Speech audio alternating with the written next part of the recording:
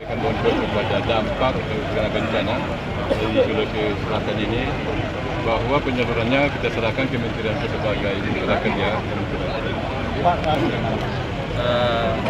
Banjir di Sulawesi Selatan memang sudah kita boleh katakan sudah tertangani baik, karena pengungsinya juga sudah pulang ke rumah masing-masing, baik yang kejadian bencana Januari sampai sekarang. Alhamdulillah bantuan-bantuan juga sudah tersalurkan, baik dari BNPB sendiri maupun daripada mitra kerja kita.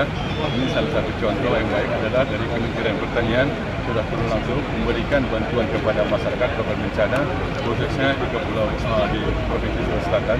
Kemarin juga kalau nggak salah Menteri Pertanian ke Sulawesi Utara juga, Konawe Utara, dan untuk memberikan bantuan. Pak, Kalau luasnya kita soalnya berbagai ya.